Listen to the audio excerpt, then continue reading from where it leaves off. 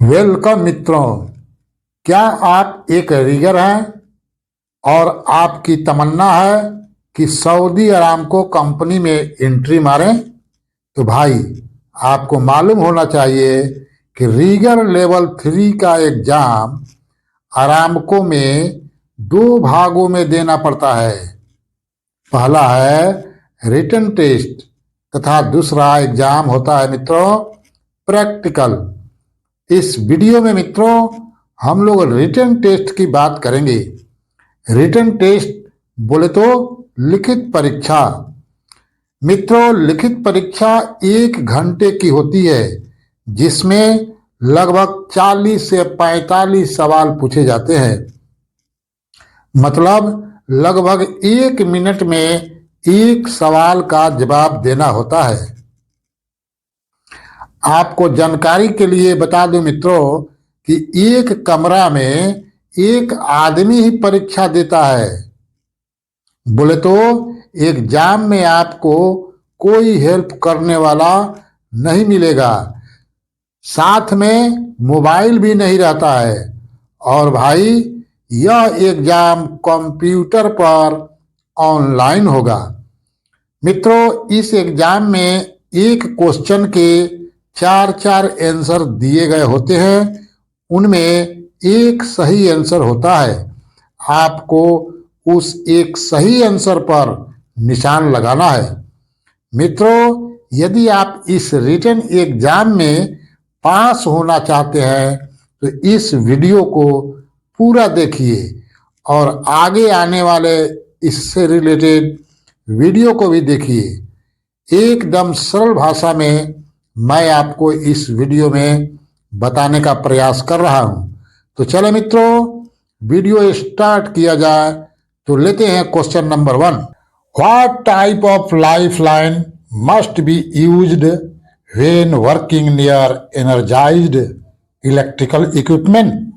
अर्थात मित्रों, अगर इलेक्ट्रिकल इक्विपमेंट एनर्जाइड है, यानी कि उसमें पावर सप्लाई आ रहा है, जा रहा है, और उस जगह पे आप अगर कोई रिगिंग का काम करते हैं तो वहां लाइफ लाइन किस टाइप का यूज करेंगे? ए, वायर रोप का, बी, नॉन कंडक्टिव फाइबर रोप, सी, मेटल चैन, D, leather.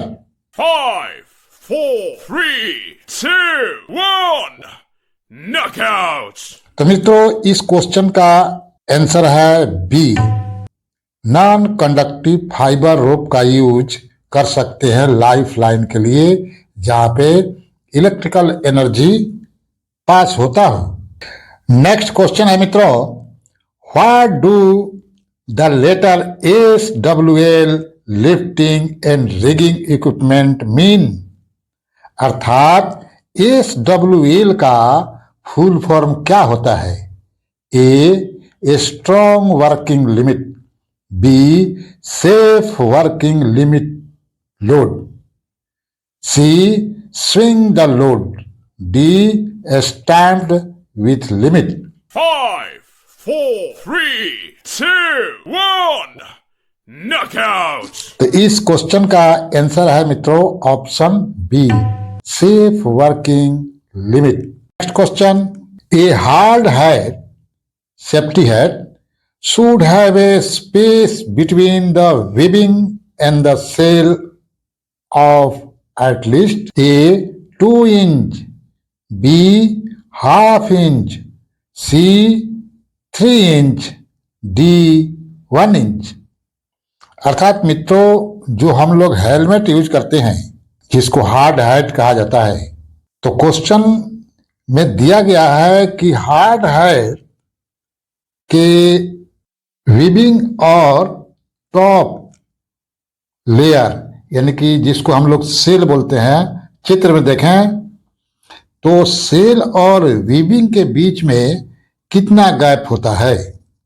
2 inch, ½ inch, 3 inch और 1 इंच। 5, 4, 3, 2, 1, knockouts! तो मित्रों, इस क्वेश्चन का आंसर है ऑप्शन डी, 1 इंच, यानी कि सेल और वेबिंग के बीच में गैप मिनिमम 1 इंच रखा जाता है।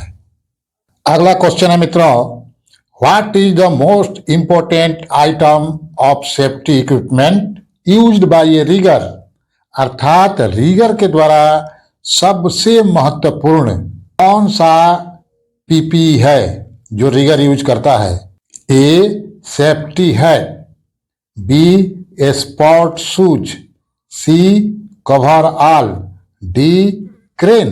5, 4, 3, 2, 1. Knockout. इस क्वेश्चन का आंसर है मित्रों option A safety hat.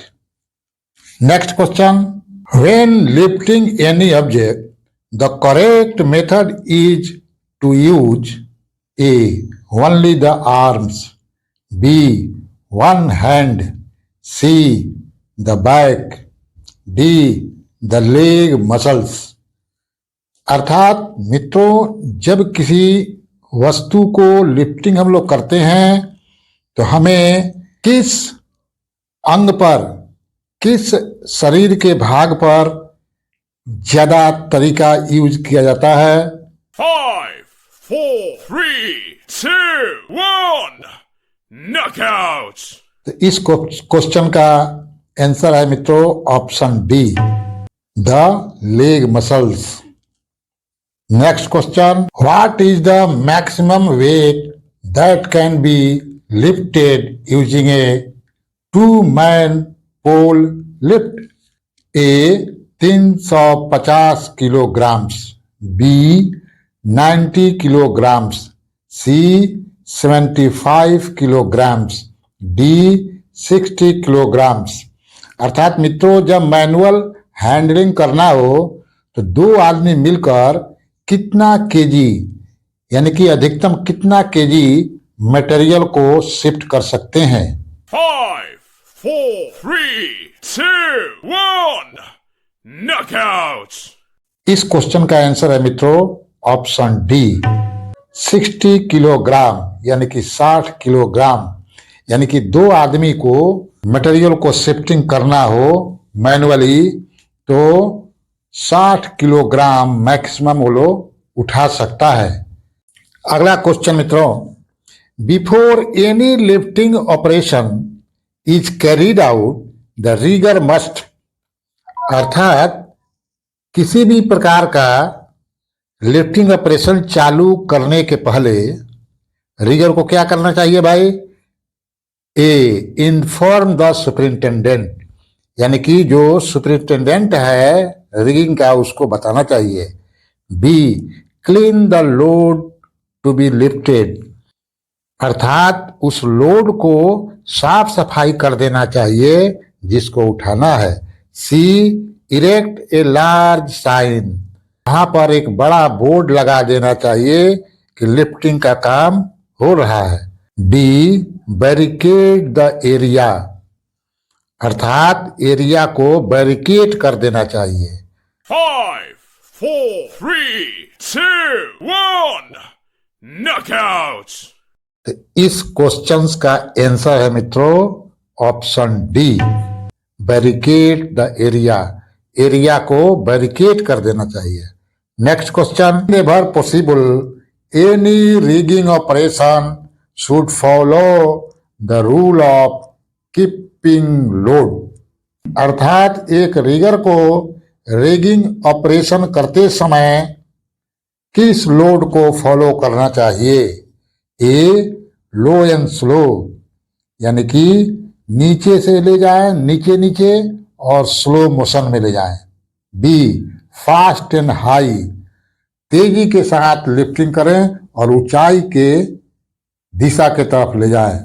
C above head height, यानी कि सिर के ऊंचाई पर लोड को शिफ्ट करें। डी स्लो एंड हाई, ऊपर ऊपर धीरे धीरे ले जाएं। 5, 4, 3, 2, 1. Knockout.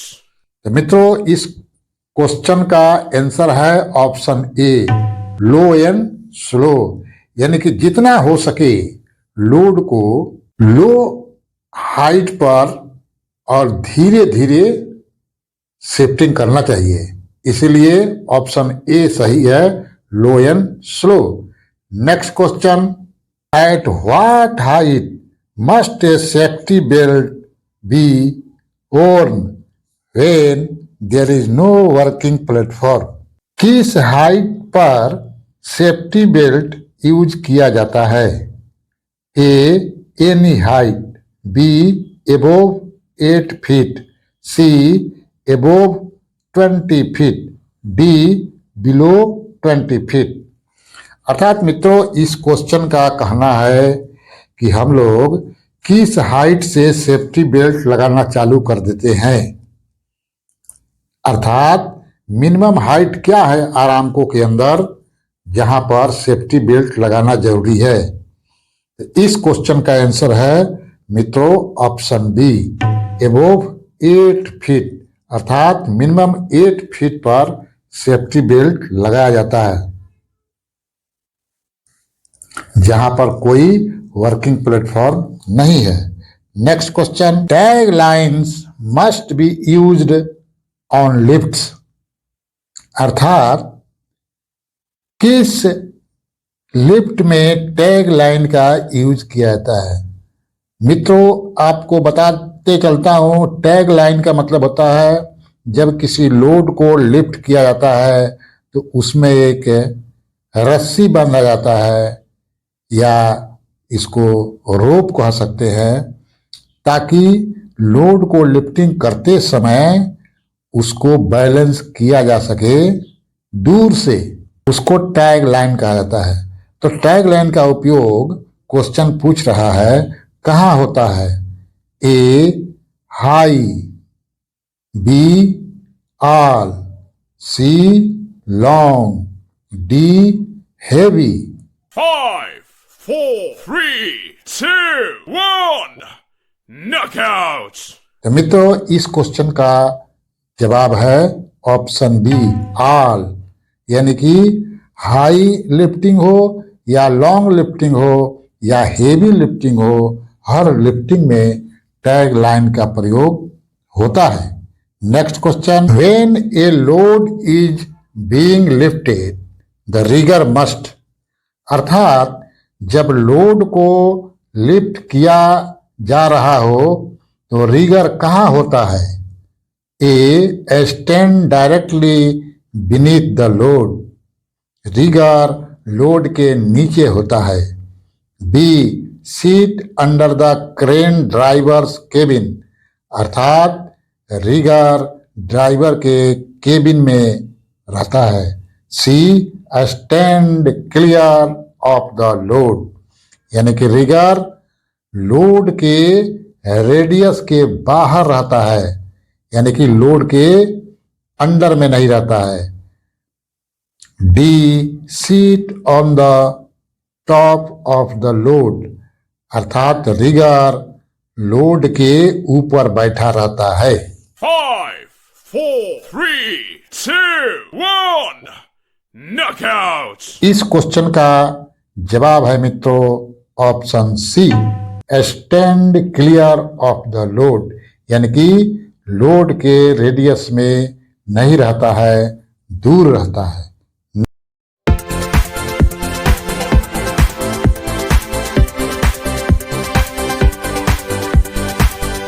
Next question, when lifting any object the back must be. अर्थात जब हम लोग किसी लोड को मैनुअली उठाते हैं यानी हाथ से उठाते हैं तो हमारा बैक यानी कि रीढ़ की हड्डी, पीठ का पोजीशन क्या रहना चाहिए? ए अलाउड टू बेंड, इसको बेंड कर लेना चाहिए।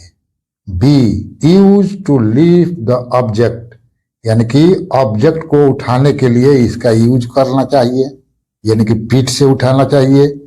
सी केप्ट एट एन एंगल, यानी कि पीठ को एक एंगल पे झुका देना चाहिए।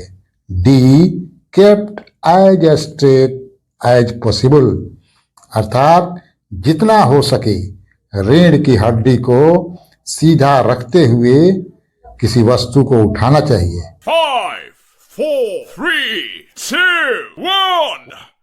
Knockout. तो इस क्वेश्चन का आंसर है मित्रों option D, kept as straight as possible, अर्थात जितना हो सके रीढ़ की हड्डी को सीधा रखकर ही लोड उठाना चाहिए। Next question, when lowering any object to the floor you should, अर्थात जब किसी वस्तु को आप फ्लोर पे रख रहे हैं, जिसको आप उठाकर लाए हैं, तो फ्लोर पे रखते समय क्या करना चाहिए? A, let the object drop, अर्थात वस्तु को ऊपर से छोड़ देना चाहिए। B, bend the knees and use your leg muscles, यानी कि पैर के घुटनों को बेंड करते हुए और लेग के मसल्स को यूज करते हुए वस्तु को नीचे रखना चाहिए। C, ask a second person to help, अर्थात किसी दूसरे आदमी को हेल्प के लिए बुला लेना चाहिए। D, bend from the waist, अर्थात अपने हाथ के कलाई को बेंड करके लोड को रखना चाहिए। 5, 4, 3, 2, 1. Knockout. इस क्वेश्चन का आंसर है ऑप्शन बी, अर्थात bend the knees and use your leg muscles, यानी कि घुटनों को धीरे धीरे बेंड करिए और लोड को आहिस्ता से फ्लोर पे रख दीजिए। Next question, refer to graphic, what is the name of the equipment show, अर्थात चित्र में दिए गए फोटो का नाम बताएं। इस फोटो का क्या नाम है? A, wire rope clip, B, plate clamp, C, lifting beam, D, beam clamp. 5, 4, 3, 2, 1. Knockout. तो इस क्वेश्चन का आंसर है ऑप्शन सी, लिफ्टिंग बीम। मित्रों, चित्र को देखकर पहचाने। नेक्स्ट क्वेश्चन, ए लिफ्टिंग बीम, अर्थात एक लिफ्टिंग बीम क्या होता है, क्या करता है? Option A, lifts two loads at the same time, अर्थात लिफ्टिंग बीम एक ही समय में दो लोड को उठा सकता है। Option B, directs heavy object over large obstacles, अर्थात यह भारी वस्तु को बड़े रुकावट से पार कर सकता है। C, distributes the weight of a load evenly, अर्थात यह लोड को सभी जगह डिस्ट्रीब्यूट कर देता है, यानी कि लोड के वेट को लिफ्टिंग बीम के ऊपर डिस्ट्रीब्यूट कर देता है। डी, गाइड्स ए हेवी लोड, अर्थात यह हेवी लोड को गाइड करता है। 5, 4, 3, 2, 1. Knockout. तो मित्रों, इस क्वेश्चन का आंसर है option C, distributes the weight of a load evenly, अर्थात यह लोड के वेट को, वजन को बीम के ऊपर डिस्ट्रीब्यूट कर देता है। Next question, what equipment prevents a load from being crushed, यानी कि कौन सा इक्विपमेंट लोड को क्रश होने से बचाता है? A, chafing gear, B, beam clamp, C, spreader beam, D, turnbuckle. 5, 4, 3, 2, 1. Knockout. इस क्वेश्चन का आंसर है मित्रों ऑप्शन सी, स्प्रेडर बीम किसी लोड को क्रश होने से बचाता है। Next question, refer to graphic, what is the name of the connecting equipment shown, यानी कि दिखाए गए फोटो का क्या नाम है? A sling, B plate clamp, C शकल, डी होइस्ट। 5, 4, 3, 2, 1. Knockouts. इस क्वेश्चन का आंसर है मित्रों option B plate clamp. Photo को देखकर पहचानते चले मित्रों। Next question, A plate clamp अर्थात एक प्लेट क्लैम्प का क्या काम है? A spread the weight of the load, यानी कि यह लोड के वेट को स्प्रेड करता है, फैला देता है। बी स्टेक स्टील प्लेट्स, यह स्टील प्लेट को एकत्र करता है। C protects steel plates from damage, यह स्टील प्लेट को डैमेज होने से बचाता है। D lifts steel plates without the need of holes, यह स्टील प्लेट को लिफ्ट कर देता है बिना उसमें होल बनाए। 5, 4, 3, 2, 1. Knockouts. इस क्वेश्चन का आंसर है option D lifts steel plate without the need of holes, यानी कि बिना होल की आवश्यकता के, होल करने की जरूरत नहीं पड़ती है किसी प्लेट को उठाने के लिए जब हम लोग प्लेट क्लैम्प को यूज करते हैं। Next question, if the jaw of a plate clamp are coated with the direct or grease you must, अर्थात जब प्लेट क्लैम्प के जा में ग्रीस लगा हो तो आप क्या करेंगे? A use the clamp only on a small plate, छोटे छोटे प्लेट को उठाने के लिए यूज करते हैं। B not use the clamp, clamp को यूज नहीं करते हैं। सी रिप्लेस द जा, अर्थात प्लेट क्लैम्प के जबड़ा को, जा को हटाकर दूसरा जबड़ा लगाएंगे। D clean and inspect them before use, उस ग्रीस को क्लीन करेंगे प्लेट क्लैम्प से और उसका इंस्पेक्शन करेंगे यूज करने के पहले। 5, 4, 3, 2, 1. Knockouts. तो इस क्वेश्चन का आंसर है मित्रों option D clean and inspect them before use, अर्थात यूज करने के पहले उसको सफाई करेंगे, ग्रीस वगैरह जो भी लगा हो उसका इंस्पेक्शन कराएंगे तब यूज करेंगे। Next question, refer to graphic, what is the name of the connecting equipment shown, अर्थात इस ग्राफिक में दिखाए गए फोटो का क्या नाम है? A spreader beam, B plate clamp, C beam clamp, D eye bolt. 5, 4, 3, 2, 1. Knockouts. तो इस क्वेश्चन का आंसर है मित्रों option C beam clamp. Photo को देखकर पहचानते चले। Next question, if a beam clamp is found to have cracks on its body you must, अर्थात बीम क्लैम्प क्रैक हो तो आपको क्या करना चाहिए? A it only on a small loads, B still use it, C reduce its capacity, D not use it. 5, 4, 3, 2, 1. Knockouts. तो इस question का आंसर है मित्रों option D not use it, अर्थात अगर बीम क्लैम्प क्रैक है तो उसको यूज नहीं करना चाहिए।